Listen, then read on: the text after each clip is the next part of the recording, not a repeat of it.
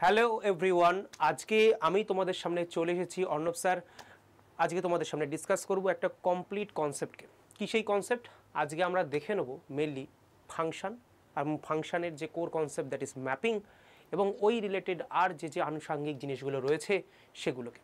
Already আমরা last ক্লাসে আমরা পড়েছিলাম রিলেশন, তোমাদের মনে আছে প্রত্যেকে। তো সেই রিলেশনের একটা ছোট টপিক বাদ থেকে গেছে, কম্পোজিশন অফ রিলেশন। তো আজকে প্রথম পার্টে আমরা সেই কম্পোজিশন অফ রিলেশন আমরা পড়ে নেব। এই কনসেপ্টটা জানা থাকলে আমাদের ফাংশনের ক্ষেত্রে যখন কম্পোজিশন অ্যাপ্লাই করব তখন আমাদের কাছে খুব ইজি হবে ব্যাপারটা। এই যে থিওরিটিক্যাল ক্লাস, এগুলো অনেকেই ভাবছে হয়তো কেন করব, কি দরকার। মনে রাখবে, একটা বাড়ি তৈরি করতে গেলে যেমন তার ভিতটা মজবুত হওয়া খুব জরুরি, সেই রকম গণিতের কোনো একটা পার্টিকুলার সেগমেন্টে তোমাকে স্পেশালাইজড হতে গেলে, তোমাকে যদি তার উপর কমান্ড রাখতে হয়, তাহলে প্রতিটা জিনিসের সম্পর্কে সঠিক তথ্য তোমার কাছে থাকা জরুরি, সঠিক কনসেপ্ট থাকা জরুরি। কারণ এরপরে যখন আমরা কোয়েশ্চেন সেশন আনবো তখন তোমাদের কাছে এই ক্লিয়ারিটিটা থাকা খুব জরুরি যে স্যার এইটাকে কিভাবে আমরা সেকেন্ডে করতে পারতাম, কারণ থিওরি আমাদের কাছে ক্লিয়ার। তো চলো দেখে নেওয়া যাক। আজকে প্রথম যেটা দেখব সেটা হচ্ছে কম্পোজিশন অফ রিলেশন। রিলেশনের কম্পোজিশন কি? কম্পোজিশন মানে এটা মনে করো কম্পোজ করা হয়েছে, কম্পোজ, তাই না? তার মানে কি দুটো জিনিসকে মানে এক ছাতার তলায় নিয়ে আসা হয়েছে, একত্রে নিয়ে আসা হয়েছে। কিভাবে নিয়ে আসা হয়েছে মানে আমি লেম্যান ল্যাঙ্গুয়েজে তোমাদেরকে বোঝানোর চেষ্টা করছি। দেখো, একটা সেট ছিল এ, সেখান থেকে একটা সেট বি এর উপরে একটা রিলেশন ড্র করা হয়েছে। রিলেশনটার নাম দেওয়া হয়েছে আর।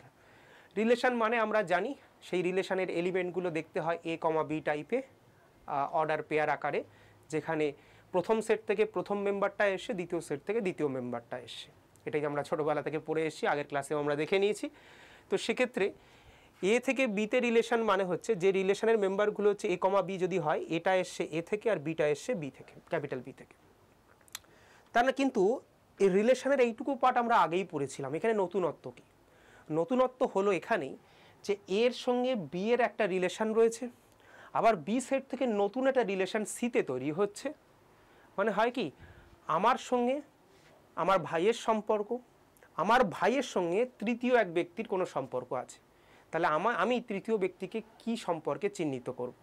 ব্লাড রিলেশন এরকম জিনিসই আমরা পড়ি, রক্তের সম্পর্ক। তো সেরকম এখানে ম্যাথামেটিক্সেও যদি আমরা দেখি, এর সঙ্গে বি এর একটা রিলেশন আছে আর বি এর সঙ্গে সি এর একটা রিলেশন আছে, তাহলে এর সঙ্গে সি এর রিলেশন তৈরি হতে গেলে তার কি শর্তাবলী দরকার, বা শর্ত মানে সেই রিলেশনটাকে আমরা কি বলে ডাকবো? এই এ থেকে সি এর ডাইরেক্ট রিলেশন বার করার জন্য যে জিনিস বা যে কনসেপ্টের অবতারণা করা হয় তাকে বলা হয় কম্পোজিশন, যেটাকে ছোট ও, ঠিক আছে, সেটা দিয়ে কিন্তু লেখা হয়। মানে এস কম্পোজিশন আর, যেটাকে যার এলিমেন্ট যদি এ কমা সি হয়, আসলে মানেটা এরকম, ধরে নাও এই সেটের মধ্যে একটা এলিমেন্ট থাকতে হবে এ কমা বি, তাই না? এই সেটের মধ্যে কথাটা বলা ভুল, বলতে পারো এই রিলেশনের মধ্যে একটা এলিমেন্ট থাকতে হবে, যার মধ্যে ধরো এই রিলেশনের মধ্যে একটা এলিমেন্ট আছে এ কমা বি। তার মানে এ সেটের মধ্যে একটা এলিমেন্ট এ ছিল, যার সঙ্গে বি সেটের একটা এলিমেন্ট বি কোনোভাবে রিলেশনের মধ্যে চলে এসছে, তাই রিলেশনের এলিমেন্ট হিসাবে এ কমা বিকে লিখতে পারি। ওকে, সেমভাবে বি সেটের এই এলিমেন্টটা সি সেটের কোনো একটা এলিমেন্ট সি এর সঙ্গে ধরো কোনোভাবে সম্পর্কিত, তাহলে এই বি কমা সি এলিমেন্টটা এস নামক রিলেশনের অন্তর্ভুক্ত। তার মানে কি শিখলাম? এ সেটের মধ্যে, ক্যাপিটাল এ সেটের মধ্যে স্মল এ নামক একটা পদ ছিল, এলিমেন্ট, এবং তার সঙ্গে ক্যাপিটাল বি সেটের একটা পদ স্মল বি, তার একটা রিলেশন ছিল, তাই রিলেশনের মেম্বার বলতে পারি এ কমা বিকে। এবং বি সেটের এই বি পদের সঙ্গে সি সেটের একটা সি পদের সম্পর্ক রয়েছে, তাহলে বলতে পারি এস নামক যে রিলেশন তার মধ্যে বি কমা সি পদটা রয়েছে, একই কথা। তাহলে এই এ থেকে সি এর যেটা রিলেশন তৈরি হবে, মানে সেই রিলেশনের যে মেম্বার হবে সেটা কে হবে? যেহেতু প্রথম সেট থেকে এ এসছে আর তৃতীয় সেট থেকে সি এসে লাস্ট সেট থেকে, তাহলে এই যে এলিমেন্টটা সেটা কার মেম্বার হবে স্যার? সেটা এই নতুন যে রিলেশন যেটা ডাইরেক্টলি এ থেকে সিতে ফর্ম হচ্ছে, যাকে কম্পোজিশন অফ রিলেশন বলা হয়, তার পার্ট হবে। তো এখানে আমি এটাকে সংক্ষেপে লিখেছি, লেখার কিছু কিছু ধরন আছে যেটাকে এই ভিডিওতে তোমাদের শেখাবো, যাতে পরবর্তীকালে কোয়েশ্চেন পড়তে এবং কোয়েশ্চেনটাকে অ্যানালিসিস করতে, কোনো আননোন কোয়েশ্চেনকে, তোমাদের সুবিধা হয়। একটা চিহ্ন এখানে ইউজ করেছি, ঠিক ঠিক আছে, এরকম একটা এরকম শর্ট নোটেশন ইউজ করেছি, একটা চিহ্ন এরকম ইউজ করেছি। এগুলো কি? এটা মানে হলো বিলংস টু, মানে যদি আমি বোঝাতে চাই যে এই ব্যক্তিটা এই ব্যক্তির মধ্যে ভেতরে বসে আছে, তাহলে এই ব্যক্তি বিলংস টু অমুক ব্যক্তি। যেমন 5 ন্যাচারাল নাম্বারের সেট অনেক বড়, 1 2 3 4 5 6 7 8 অসীম পর্যন্ত চলবে। 5 হচ্ছে একটা ন্যাচারাল নাম্বার, তাহলে আমি কি লিখবো? 5 বিলংস টু ন্যাচারাল নাম্বারের set, right? Okay, this is belongs to. এটা মানে হলো সাচ দ্যাট, পুরো কথায় বলা হয় এটাকে সংক্ষিপ্তকরণ। এটা মানে সাচ দ্যাট, মানে এমন যে কীরকম সেটাকে ব্যাখ্যা করার জন্য এই সাচ দ্যাট শব্দটা লেখা হয়।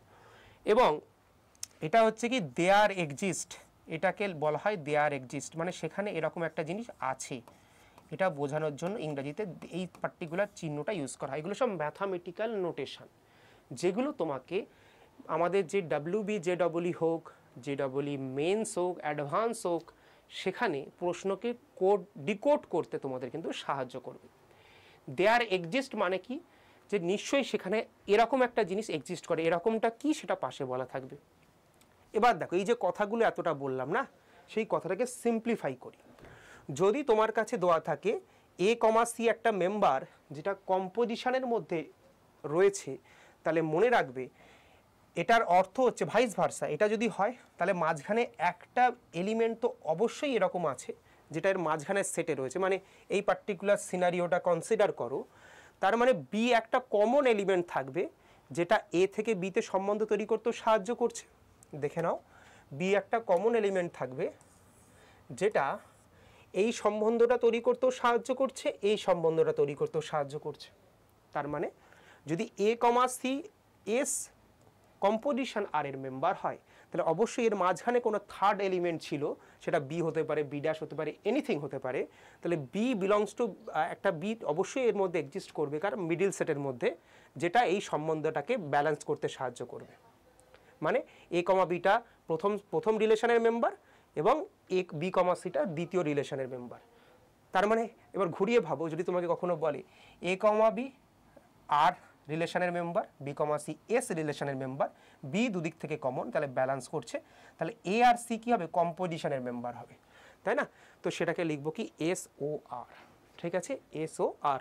সবসময় মনে রাখতে হবে, খুব ইম্পর্টেন্ট কথা, যে সবার আগে দেখো এই নামকরণটা SOR লিখেছি না, এই নামকরণটা খেয়াল রাখবে যে ফাইনালি এসকে অপারেট করা হয়েছে আর সবার প্রথমে অপারেট করা হয়েছিল আর কি। তো ফাইনালকে সবার আগে লিখতে হয়, দেন আমি ইউজ করছি কম্পোজিশন, দেন প্রথম সেটটা। তো এই পদ্ধতিটাই আমাদের ফাংশানে গিয়ে কাজে লাগবে, তাই এটা কেয়ারফুলি দেখাটা খুব দরকার। এবারে চলে আসি স্যার পরবর্তী কনসেপ্ট, দ্যাট ইজ ফাংশন, যেটা আমাদের আজকে তোমাদের থাম্বনেলের কন্টেন্ট। স্যার ফাংশন কি? তোমাদেরকে বলি খুব ইজি কথায়, তোমরা ফলের রস, আখের রস রাস্তাঘাটে সবসময় খেয়েছো। যদি সেম জিনিসটাকে ম্যাথামেটিক্সের পয়েন্ট অফ ভিউ থেকে আনতে হয়, তাহলে একবার একটু কনসিডার করো সেই জিনিসটাকে যেটা তোমরা নিত্যদিন রিলেট করো। 100% একই জিনিস নয়, কিছুটা কনসেপচুয়ালি একই জিনিস। তো ব্যাপারটা বোঝো যে ধরো তুমি এটিএম মেশিনের কথাও কনসিডার করতে পারো, কোনো অসুবিধা নেই। তুমি এটিএম মেশিনে গিয়ে তুমি 500 টাইপ করলে ক্যাশ উইথড্রলের জন্য, আর এটিএম মেশিন সেটাকে কাউন্ট করে তোমাকে 500ই ফেরত দিল, 1000 ফেরত দিল না, 1500 দিল না, বা 200 দিল না। তার মানে কি? তুমি কিছু একটা তাকে ইনপুট দিচ্ছ, মেশিন সেটাকে কোনো রকমভাবে কোনো একটা টেকনিক, কোনো রকম কোনো অপারেশন, কোনো কিছু কাজে লাগিয়ে তোমাকে আউটপুট হিসাবে কিছু তোমাকে ফেরত দিচ্ছে। তো এটা একটা মেশিনের মতো কাজ করছে, কিছু ইনপুট কিছু আউটপুট, মাঝখানে মেশিনে প্রসেস হচ্ছে। তো ফাংশন হচ্ছে সেই জিনিসটাই, যে একটা সেট থেকে এলিমেন্টকে তুলে নেয় কাঁচামাল হিসাবে, আর আরেকটা সেটে গিয়ে যে অন্তিম প্রোডাক্ট, যেটাকে আমরা বলি ফাইনাল প্রোডাক্ট হিসাবে কিছু আমাকে দেয়।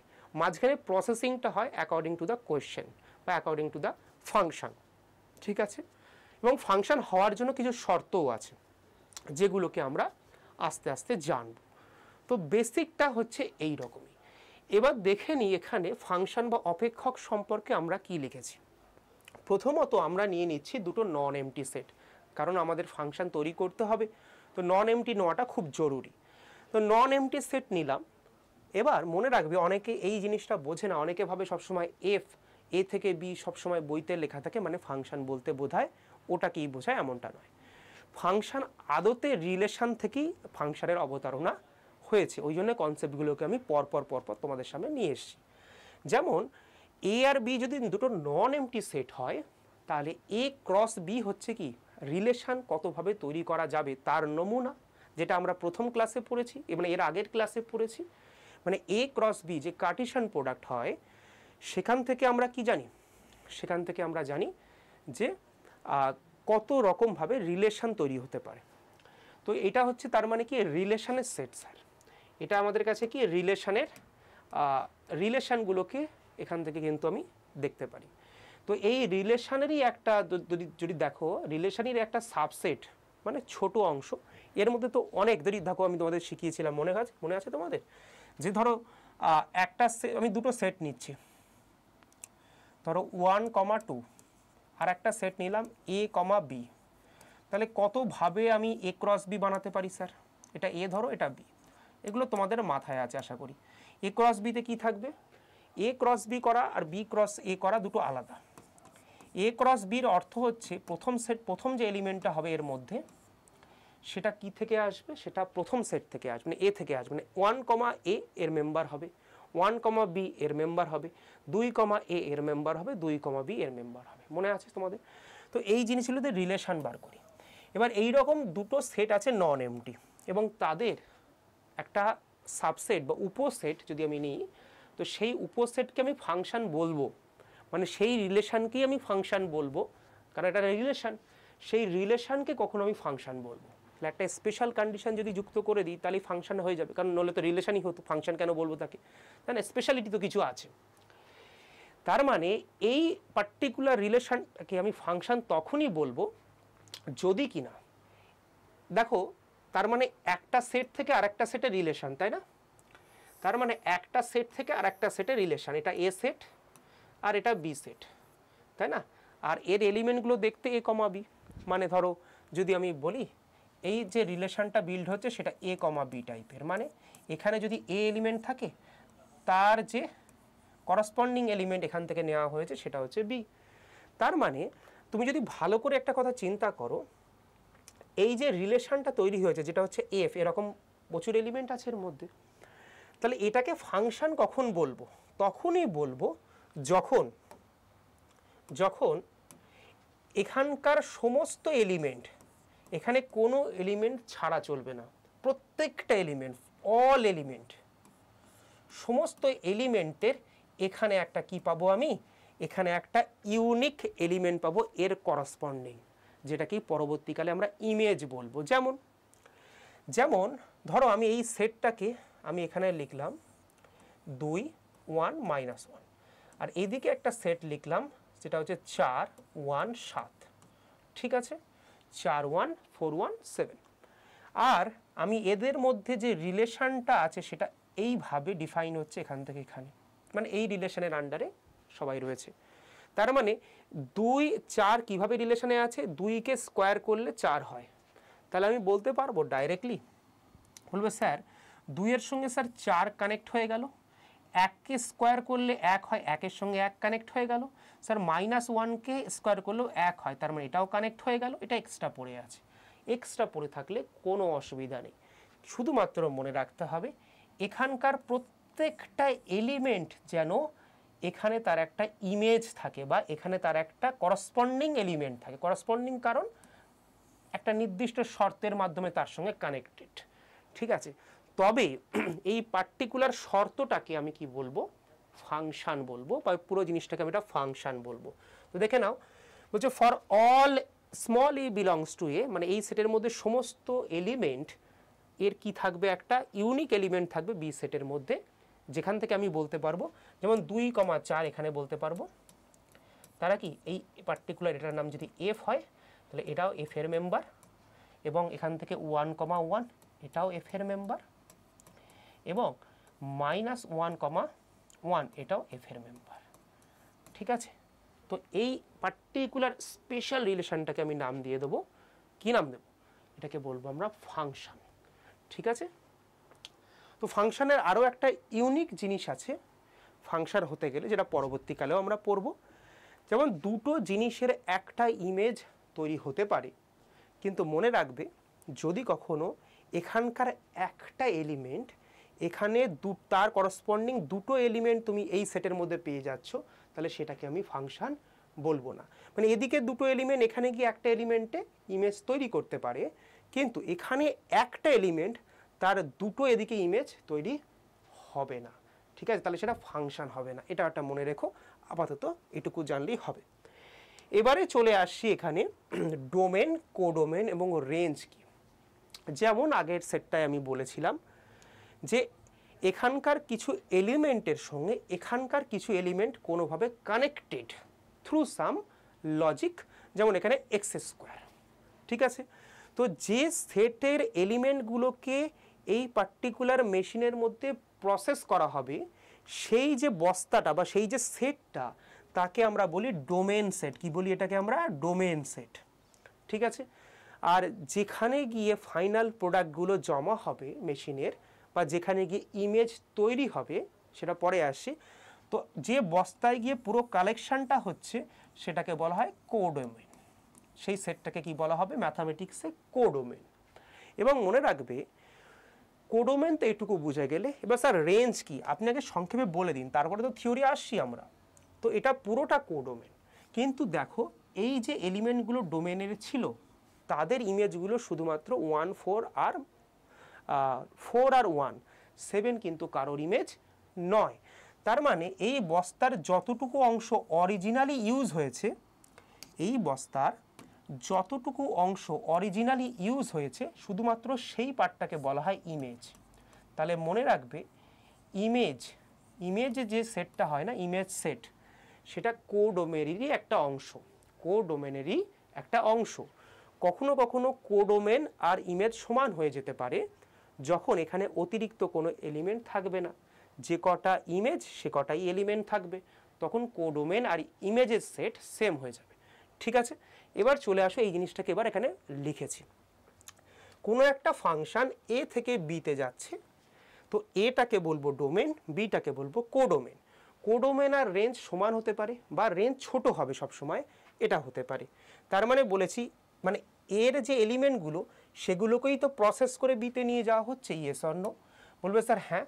যেমন এফ অফ 2 করলে 4 হয়, এটাকে এরকমভাবে বলতে পারতাম, এরকম না বলে এফ অফ 2 করলে কি হবে স্যার? 4 পাবো। কারণ এফ অফ 1 করলে কি পাবো স্যার? 1 পাবো। এবং এফ অফ -1 করলে কত পাবো? 1 পাবো। তার মানে এইগুলো কার এলিমেন্ট স্যার? প্রথম সেটের এলিমেন্ট। আর এটাকে যদি এ সেট বলি, এটাকে যদি বি সেট বলি, তাহলে বলতে পারবো এফ অফ এ সেটকে নিয়ে গেলে আমি বি সেট পাই। তো মনে রাখবে এটা যদি হুবহু সমান হয়ে যায়, তার মানে দুটো সেটের এলিমেন্ট সংখ্যা কি? সমান। এতে কিছু বেশিও থাকতে পারে বলেছি।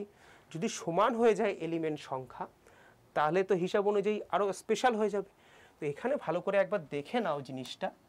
এখানে যেটা বলেছি যে বি সেটের সঙ্গে সমান হতে পারে বা কম হতে পারে। কম হওয়াটা নর্মাল কেস। তার কারণ কি? তার কারণ বি সেটে অতিরিক্ত কিছু এলিমেন্ট ঢুকে থাকতে পারে। তো ইমেজ সেট যেটা হয় না, এটাকে আমাদের ইমেজ সেট বলি আমরা। তো ইমেজ সেট কোডোমেনের থেকে কি হয়? ছোট হতে পারে বা সমান হতে পারে, ঠিক আছে? তো set of all F image মানে ফাংশনের থ্রু দিয়ে যে ইমেজগুলো তৈরি হচ্ছে, মানে যেমন 1কে 1-এ নিয়ে গেছিলো, -1কে 1-এ নিয়ে গেছিলো, 2কে 4-এ নিয়ে গেছিলো। তো ফাংশনের থ্রু দিয়ে যে ইমেজ তৈরি হয় তাকে এফ ইমেজ বলা হয়। অফ এলিমেন্টস অফ এ সেটের যে এলিমেন্টগুলোকে এফ ইমেজ তৈরি হচ্ছে সেটাকে ইমেজ অফ এফও বলা হয়। অনেক সময় ইমেজ সেট অফ এ বলা হয় আন্ডার এফ। এই ধরনের বিভিন্ন শব্দাবলী ইউজ করা হয় এবং সেটাকে লেখা হয় এফ অফ এ দিয়ে, যেটাকে অনেক সময় কি হয়? রেঞ্জ বলা হয়। রেঞ্জ কেন বলা হয়? ইমেজ সেট বলা হয়, রেঞ্জ কেন বলা হয়? রেঞ্জ সবসময় কোডোমেনের ছোট অংশ যেখানে কি ইমেজগুলো জমা হয়, তাই না? কি বললাম? ক্লিয়ার? যেমন একটা ধরো আখের রস করা হচ্ছে, তো আখের রস করা হচ্ছে, যে বালতির মধ্যে রসটা জমা হচ্ছে সেই বালতিটা পূর্ণ হতেও পারে, নাও হতে পারে। তো যেটুকু অংশে রসটা জমা হচ্ছে সেটা রেঞ্জ, আর পুরো বালতিটা কোডোমেন হয়ে গেল। চলো ওকে, এরপরে চলে আসি আমি তোমাদের এখানে। আচ্ছা, কিছু কিছু function, various type of function, অনেক ধরনের ফাংশন আমরা পরবর্তীকালে ডিসকাস করব ফর ডাব্লিউবি জেডাব্লিউ এবং জেডাব্লিউ মেন। তার কারণ হচ্ছে এখানে বিভিন্ন ধরনের ফাংশন রিলেটেড প্রশ্ন আসে, কিন্তু বেসিক আন্ডারস্ট্যান্ডিংয়ের জন্য তোমাদের সেমিস্টার 1-এও যাতে কাজে লাগে এবং থিওরিটিক্যাল আন্ডারস্ট্যান্ডিং যাতে ক্লিয়ার হয়, তার জন্য আজকে মিনিমাম ইনফরমেশনটা এখানে আমি প্রোভাইড করব। এরপরে একটা সেশন আসবে যেখানে আমরা কিছু কি পয়েন্ট ডিসকাস করব আলাদা করে। কি পয়েন্ট মানে এমন কিছু কি পয়েন্ট যেগুলো কোয়েশ্চেন সলভের জন্য খুব ইম্পর্টেন্ট, এমসিকিউ প্যাটার্নের, ঠিক আছে, ডাইরেক্টলি তোমাদের কিন্তু কাজে লাগে। সেই নিয়ে এক জায়গায় সমস্ত পয়েন্টগুলোকে জট ডাউন করে তোমাদেরকে দিয়ে দেবো পরের সেশনে।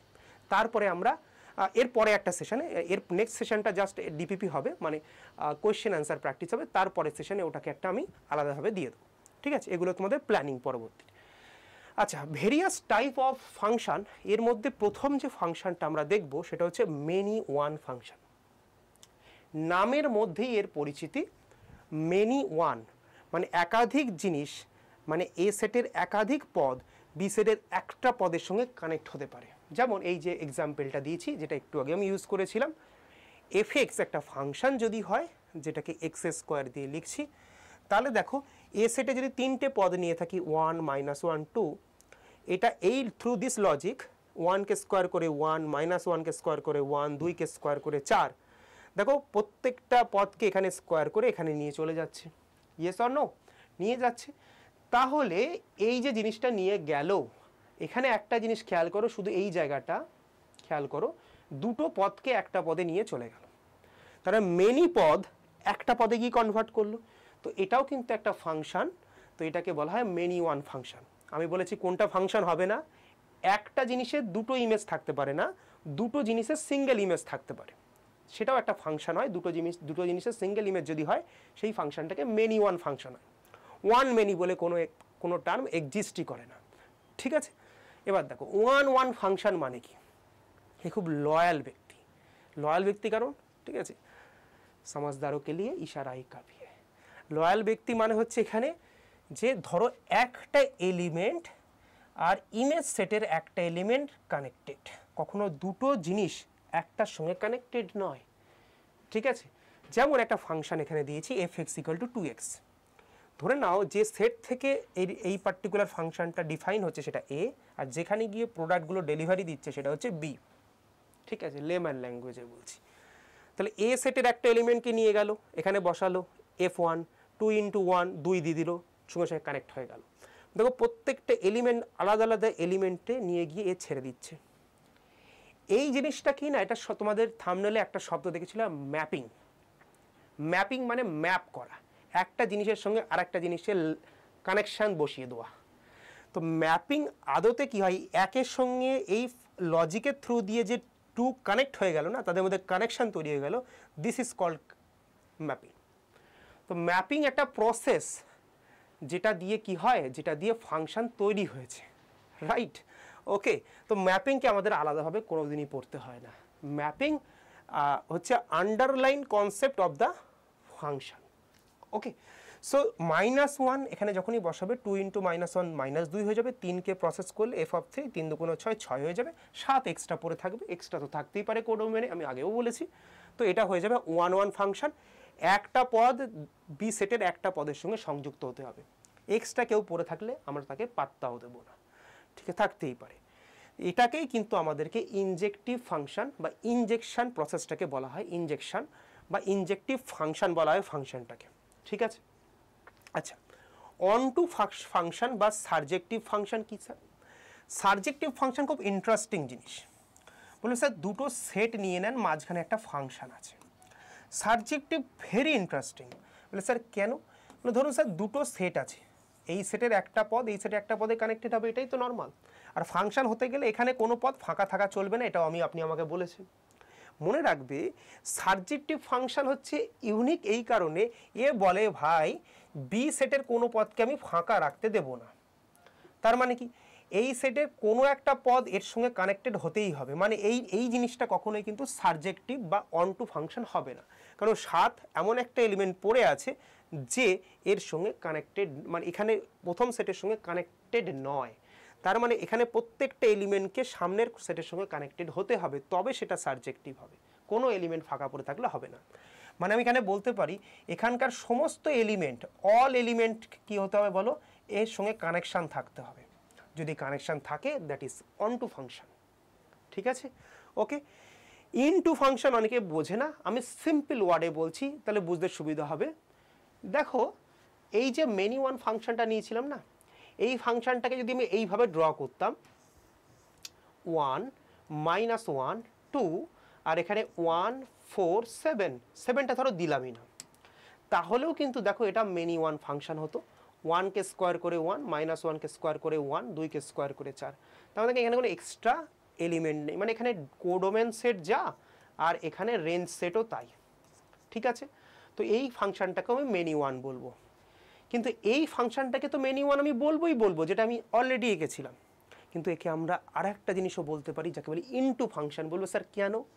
ইনটু ফাংশন হওয়ার জন্য মানে দেখো একটা ব্যক্তি তো একাধিক নাম থাকতে পারে তার ক্যারেক্টার অনুযায়ী, ঠিক আছে, বিভিন্ন ধরনের ক্যারেক্টার অনুযায়ী, তো সেই রকমই ইনটু ফাংশনের একটা স্পেশাল ক্রাইটেরিয়া থাকলেই তাকে আমি ইনটু ফাংশন বলবো।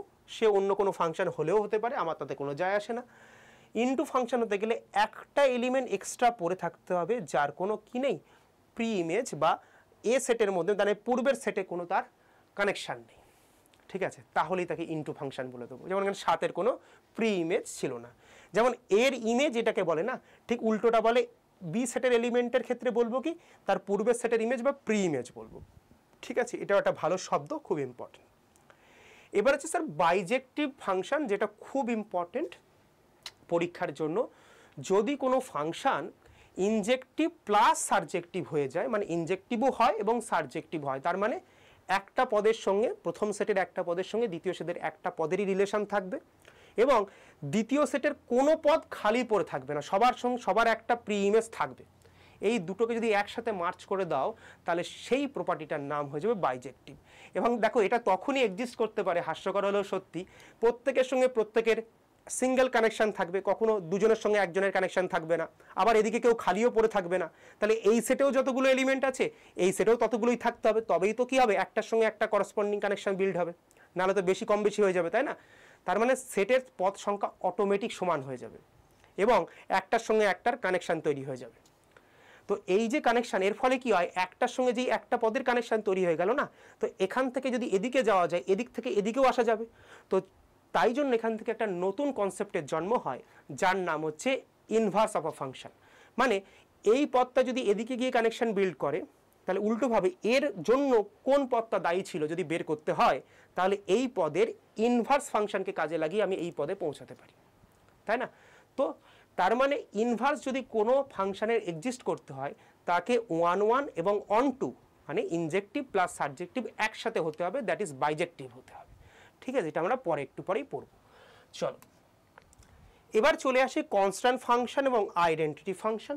কনস্ট্যান্ট ফাংশন মানে এ সেটের দেখো 3খানা পদ নিয়েছি, বি সেটের 2খানা পদ নিয়েছি, কিন্তু ফাংশন এমনভাবে ডিফাইন করে দিয়েছি f(x = 5), মানে এর মান 1 বসালেও 5 হবে, 2 বসালেও 5 হবে, 3 বসালেও 5 হবে।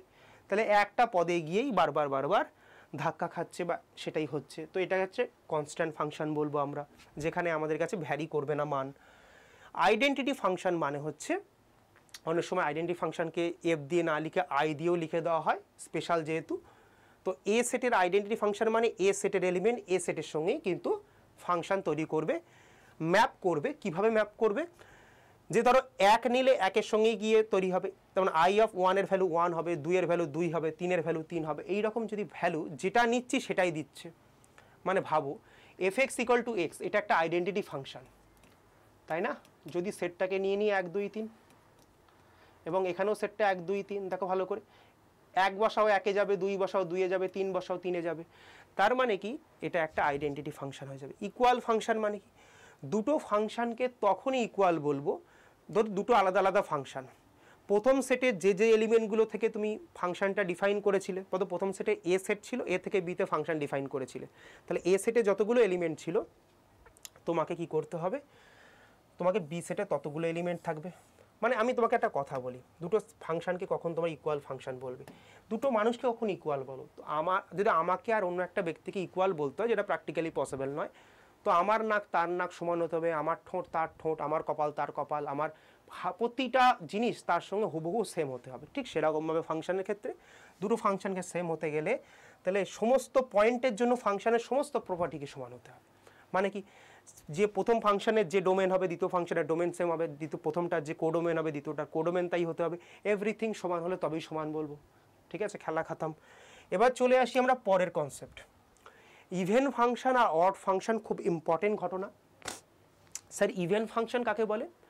ধরো ফাংশনের মধ্যে তুমি একটা ভ্যালুকে নেগেটিভ পুট করছো, যেমন উদাহরণস্বরূপ আমি দুটো ফাংশন লিখছি, এফ অফ এক্স যে ফাংশনটা কাজ করছে সেটা হচ্ছে এক্স, আর একটা ফাংশনকে আমি লিখছি এফ অফ এক্স স্কোয়ার। আর আমি সেট হিসাবে নিচ্ছি যে সেট থেকে ফাংশনটা ডিফাইন করা হচ্ছে, ধরো এ থেকে বি। ঠিক আছে, তো এ সেটের মধ্যে যে এলিমেন্টগুলো আছে ধরে নাও, এতে ধরে নিলাম 1 -1, ওকে, 1 -1 2 -2, ঠিক আছে, আর এখানে দিলাম 1 2 3 4। এবার দেখো যখন আমি প্রথম ফাংশনটা অ্যাপ্লাই করছি, তো আমার শুধুমাত্র চেক করতে হবে নেগেটিভ ভ্যালুগুলো দিয়ে। এই নেগেটিভ ভ্যালুগুলোটা এখানে গিয়ে বসালাম, এটাকে তুমি জিএক্স নিয়ে নাও। ঠিক আছে, তো এফ অফ -1 যেই বসালাম, তাহলে এক্সের জায়গায় মাইনাস বসিয়েছি, মানে এখানে -x হয়ে যাবে -1। তার মানে কি হলো, যখনই আমি মাইনাস বসাচ্ছি না, তো মাইনাস কি হচ্ছে, বেরিয়ে আসছে। তো এটা বলতে পারি আমি। আচ্ছা, আবার তুমি দেখো এখানে যদি আমি দেখো এই ফাংশনটায় যদি তুমি ভালো করে দেখবে, খুব ইন্টারেস্টিং ব্যাপার, সেম ভ্যালুটা তুমি এখানে -2ও দেখতে পারো, -2 দাও, তাহলে কত হবে স্যার, 2 স্কোয়ার, 2 -2, মানে একটা মাইনাস বেরিয়ে আসছে। ঠিক আছে, কিন্তু তুমি এখানে গিয়ে যখনই বসাবে না -2, তাহলে দেখবে প্লাস বেরোচ্ছে, মানে মাইনাসটা মনে হচ্ছে কোথাও যেন উদাও হয়ে গেল, মাইনাসটা এখানে আর বেরোচ্ছে না। যদি মাইনাস বেরিয়ে আসে না, তখন তাকে অড ফাংশন বলবো। আর যখন মাইনাস বেরোচ্ছে না, মনে হচ্ছে কেউ গিলে নিয়েছে, তখন আমরা বলবো কি ইভেন ফাংশন। তো সেটাই বললো। তার মানে কি স্যার, তার মানে যদি দেখো মাইনাস অফ এক্স, মানে এখানে এক্স এর ভ্যালু হচ্ছে 1, তো মাইনাস অফ এক্স মানে হচ্ছে -1। তো এখানে যেই পুট করলাম তখন কি গিলে নিল, তখন কি হলো, তখন ইভেন ফাংশন। যখন মাইনাসকে বের করে দিল তখন কি হবে, তখন হবে অড ফাংশন। ঠিক আছে, আশা করি বুঝতে পেরেছো। এরপরে চলে আসি আমাদের ইনভার্স ফাংশন। ইনভার্স তো অলরেডি আমি ডিফাইন করে দিয়েছি মৌখিকভাবে। তার মানে যদি কেউ ইনজেক্টিভ আর সাবজেক্টিভ দুটো একসাথে হয়, মানে দ্যাট ইজ বাইজেক্টিভ, তাহলে ইনভার্স এক্সিস্ট করছে, মানে এখানকার এলিমেন্ট এখানে গেছে, তো এখানকার এলিমেন্টটা কেমন, y = fx টাইপ, মানে fxকে প্রসেস করেই তো এখানে গেছে, তো এর জন্য কোনো একটা এক্স দায়ী, তাই না? সেই এক্সটাকে খুঁজে পাওয়ার নিয়মই হচ্ছে কি ইনভার্স ফাংশন, মানে এফ ইনভার্স ওয়াই, মানে ওয়াই এর উপর ইনভার্স কাজ করিয়ে দিলে কিন্তু আমি এক্সকে খুঁজে পেয়ে যাব যার জন্য ওটা গিয়েছিল। ঠিক আছে, তো এটাকে আমরা বলবো, সবই বলে দিয়েছি। এরপরে কম্পোজিশন অফ আ ফাংশন, একটা ফাংশনের কম্পোজিশন বলতে কি বোঝায়, ঠিক কম্পোজিশন অফ আ রিলেশন করিয়েছিলাম, এখানে composition of function. Composition of function মানে হচ্ছে, ধরো একই সাথে সাথে ওখানে কি ছিল, ওখানে কম্পোজিশন অফ রিলেশনে ছিল কি দুটো রিলেশন প্যারালালি চলছে। ঠিক আছে, মানে আর তারপরে প্রথম রিলেশন আর মানে প্রথম সেট আর দ্বিতীয় সেটের সঙ্গে কানেকশন বিল্ড করছিলাম থ্রু সাম রিলেশন। এখানে দুটো আলাদা আলাদা তোমার কাছে কি হচ্ছে বলো, তিনখানা আলাদা আলাদা এখানেও সেট আছে। প্রথমের মধ্যে একটা ফাংশন, দ্বিতীয় আর তৃতীয়র মধ্যে একটা ফাংশন, প্রথম দ্বিতীয়ের মধ্যে একটা আলাদা ফাংশন, দ্বিতীয় তৃতীয়ের মধ্যে আলাদা ফাংশন। আমি একটা নতুন ফাংশন ডিজাইন করতে চাইছি যেটা ডাইরেক্টলি প্রথম আর তৃতীয়কে কানেক্ট করবে, তাহলে সেই ফাংশনটাকেও আমরা কী নাম দেবো, কম্পোজিশন অফ ফাংশন। যেমন ওখানে বলেছিলাম কম্পোজিশন অফ রিলেশন। তো সেটা কিভাবে ডিফাইন হবে, তো সবার বলেছিলাম সবার লাস্টে যেটা অপারেট হয়েছে সেটাকে ফার্স্টে লিখবো, দেন আমরা আমাদের কাছে কম্পোজিশন সাইনটা দেবো, তারপরে কি দেবো, তারপরে প্রথম যেটা অপারেট হয়েছে সেটাকে লিখলাম। এবার তার মানে কি, এটা এ থেকে এ সেট, এটা ধরো ঠিক আছে, এখান থেকে ডাইরেক্টলি সি সেটে কানেক্ট করলো, এটা আমার কাছে বি সেট। প্রথম ফাংশনটা ছিল কি এ থেকে বি, দ্বিতীয় ফাংশনটা ছিল কি স্যার বি থেকে সি, আর এই যে ফাংশনটা হলো কি এটা হচ্ছে এ থেকে সি। ক্লিয়ার?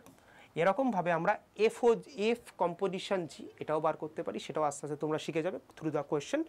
ওকে, এবার এটা এরকমভাবে লেখা হলো কেন, ভালো করে বুঝবে এফটাকে কেন আমাদের লাস্টে লেখা হলো।